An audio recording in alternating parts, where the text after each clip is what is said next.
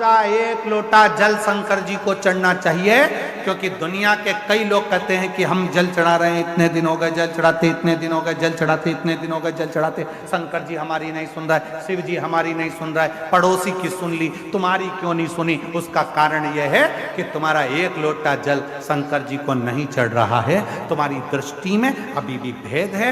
इसलिए आप लोगों से कहा था कि ये शिवलिंग, ये जलाधारी, ये जल बहने का स्थान, जिस पे शिवलिंग रखा है वो पार्वती जी का हस्त कमल है। जहां से पानी बहता है वहां राइट में गणेश जी, लेफ्ट में कार्तिकेय जी, बीच में अशोक सुंदरी। शिवलिंग के ऊपर जो बूंद बूंद पानी टपक रहा है वह शंकर जी की 5 लड़कियां, जया, विषहरा, शामली बारी, दौतली।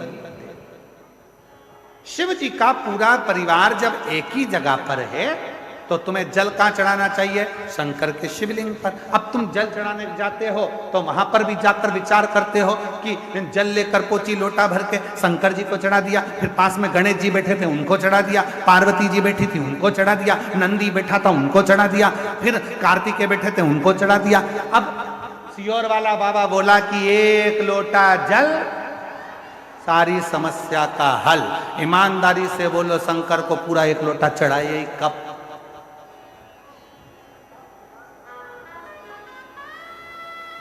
वो एक लोटा जल लेकर गई थी, उसी में शंकर जी को चढ़ा दिया, उसी में गणेश जी को चढ़ा दिया, उसी में पार्वती जी को चढ़ा दिया, उसी में कार्तिकेय जी को चढ़ा दिया। वो एक लोटे जल का तुमने विभाजन कर दिया।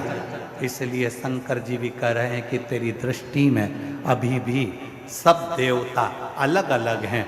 जिस दिन एक शिवलिंग में तुझे राम, कृष्ण, देवी, देवता, गणेश सबका दर्शन होने लगे, समझ लेना उस दिन तेरा दुख समाप्त होना प्रारंभ हो।